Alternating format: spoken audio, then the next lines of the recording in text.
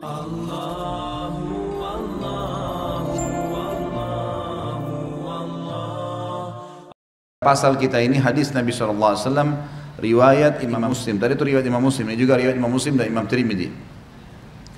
Umar bin Khattab radhiyallahu anhu menceritakan sabda Nabi SAW, "Ma minkum min ahadin yatawadda'u fayusbighul wudu'a thumma yaqul asyhadu an la ilaha illallah wahdahu la syarika lah wa asyhadu anna Muhammadan abduhu wa rasuluh illa futihat lahu abwabul jannati tsamaniyah yadkhulu min ayyaha sya'."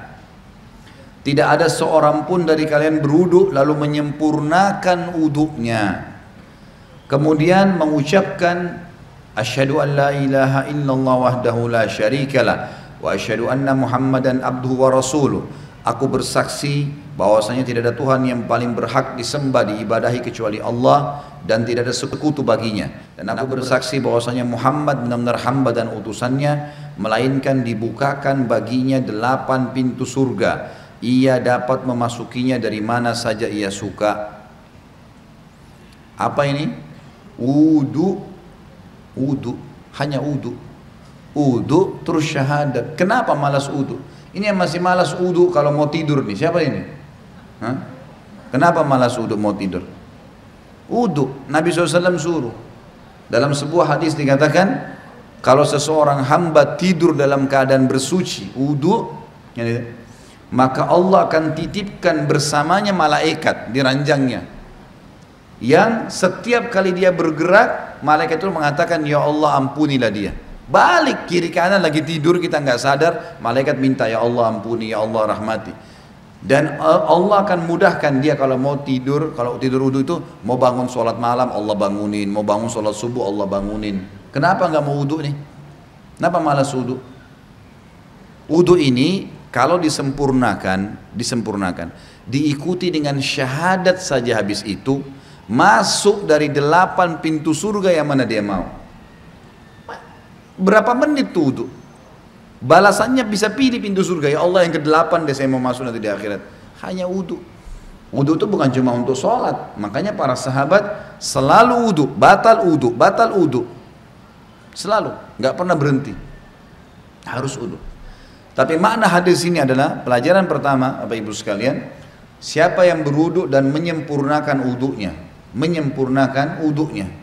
Penyempurnaan wudu adalah menjalankan seperti sunnah Nabi SAW. Ingat, yang paling pertama niat dalam hati mau wudu karena Allah perintahkan. Yang kedua, harus minimal tempat yang paling tempat yang paling standar, minimal ya. Seperti misal wudu itu pergelangan tangan yang diperintahkan. Ini pergelangan tangan. Ini batas minimal. Penyempurnaannya adalah menyentuh semua batas minimal. Kurang sedikit wudunya nggak sah, sholatnya nggak sah. Makanya ada makna hadis menyempurnakan wudu. Maksudnya adalah menyempurnakan tempat minimal, dan kalau Bapak Ibu lebihkan jauh lebih baik.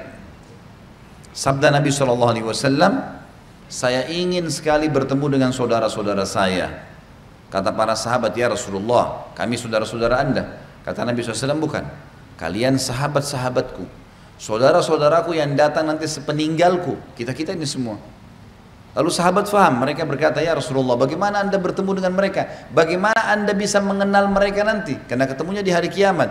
Kita ketemu dengan Nabi SAW kapan? Di hari kebangkitan, mahsyar. Bagaimana Anda mengenal mereka sementara Anda tidak mungkin kenal mereka, tidak pernah ketemu, mereka juga tidak pernah ketemu dengan Anda.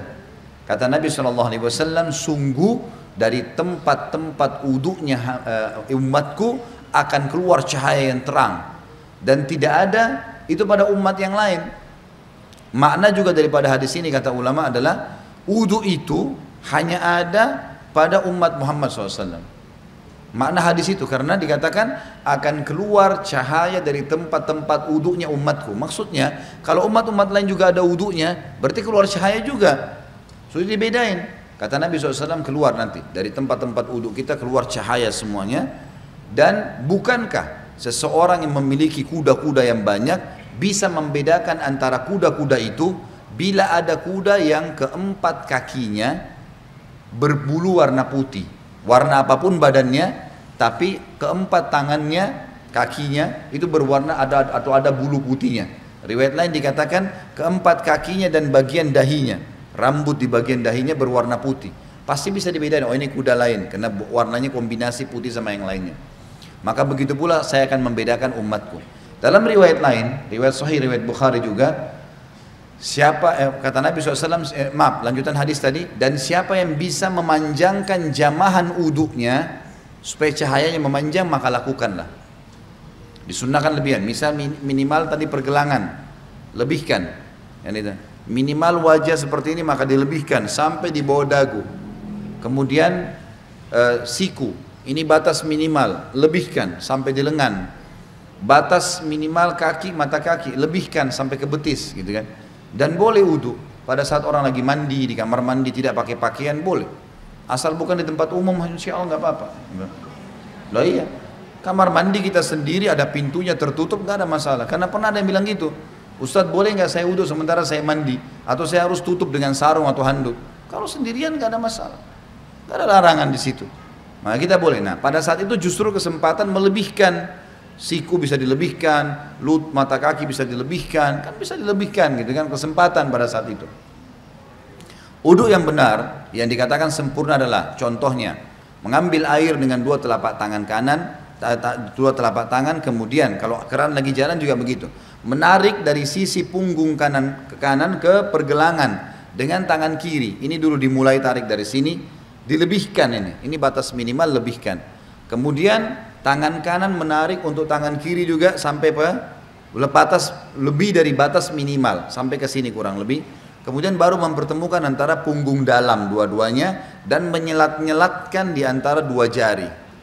Karena ini sunnah, Nabi SAW menyuruh menyelat-nyelatkan. Jadi ini baru satu ya, ini baru satu, ini baru satu. Kemudian diulangin pelan-pelan, sempurnakan. Balasannya hanya sempurnain ini, syahadat masuk surga. Buru-buru gitu kan, pelan-pelan, 1, 2, sampai 3 selesai.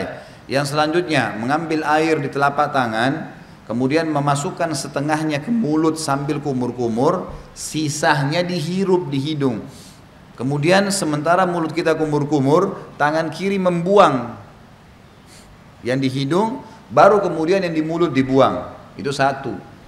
Sebagian dalam mazhab Malikiyah dianjurkan agar ya menggosok mulut dengan jari, terutama yang saya katakan adalah di bagian depan gusi, karena biasanya di sini ada lendir yang membuat bau mulut nggak enak. Kita kalau uduk sebentar misalnya lagi kumur-kumur, bapak ibu coba masukin di bagian depan ini sering ada lendir 4 sisi ini. Itu kalau dikeluarin bau mulutnya jadi hilang. Itu dianjurkan. Sebagian juga ulama mengatakan dianjurkan kumur-kumur maksimal, karena ada hadis yang lain berbunyi, tidak ada seorang umatku, tidak ada seseorang pun dari kalian berwuduk seperti wudukku ini, Nabi SAW praktikin, kecuali akan berjatuhan semua dosa-dosanya bersamaan dengan tetesan air terakhir. Termasuk di sini kumur-kumur dimaksimalin supaya dosa mulutnya jatuh semuanya, gitu kan. Kemudian wajah, ini tentu 3 kali diambil, dimasukkan di mulut sambil kumur-kumur, lalu sisanya dihirup, dibuang dengan tangan kiri. 1, 2, 3. Setelah itu mengambil air dengan 2 telapak tangan, kemudian dari awal tumbuhnya rambut sampai 2 jari di bawah dagu, dari awal kuping kanan dengan kuping kiri, dimasukkan di wajah, kemudian diputar. Ini 1, gitu kan. Kemudian 2, ini semuanya kena, dan seterusnya 3. Bagi teman-teman yang berjenggot tentu diselat-selatkan, sunnahnya begitu. Diselatkan jari di antara jenggotnya, sebagaimana mungkin kalau jenggot seperti saya mungkin dimasukkan begitu. Kemudian telapak tangan kanan ditarik dari sisi kanan punggung, ditarik sampai ini, ingat ini batas minimal. Banyak orang wudu ininya nggak kena nih, ini nggak kena, ini bisa nggak sah wudunya, nggak sah sholatnya. Jadi tarik sampai sini nih, kemudian baru diputar ke dalam, 1, 2, 3, sampai 3 kali. Kalau misal air kerannya di atas, ngalir di keran, dan kita mau tarik dari atas boleh, tarik di atas batas minimal, ya. Jadi ditarik dari sini di atas siku, tarik ke bawah, kemudian baru diputar ke bagian dalam. Kanan dulu baru kiri. Setelah itu baru kepala. Kepala ini diambil air. Sunnah Nabi SAW ditarik dari awal kepala sampai ke tengkuk, ya, sampai ke batang leher. kemudian ditarik lagi ke atas kembali, lalu jari telunjuk masuk ke dalam lubang, ibu jari mutar di belakang. Satu, ya. Ini satu-satunya yang dilakukan satu kali saja. Kalau semua tadi anggota tubuh, telapak tangan, tangan sampai siku, wajah, ini semua 3 kali. Kumur-kumur, bersihkan hidung semua 3 kali. Kecuali kepala cuma sekali. Bagi ibu-ibu yang rambutnya panjang, ditarik sampai ke tengkuk, lalu ditepuk-tepuk ke atas. Sampai kembali ke depan, baru kemudian masuk ke sini, baru diputar. Selanjutnya telapak kaki, dibasuh minimal mata kaki, lebihkan ke atas. Lebihkan ke atas supaya memang sempurna.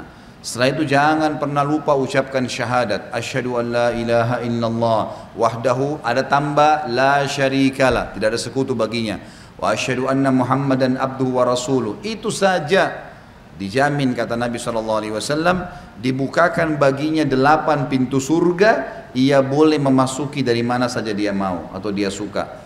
Di dalam hadis yang lain disebutkan bahwasanya Nabi SAW bersabda, riwayat Imam Tirmidzi, siapa yang membaca setelah syahadat Allahumma ja'alni minat tawwabina, sebaiknya dia membaca setelah syahadat Allahumma ja'alni minat tawwabina waj'alni minal mutatahhirin.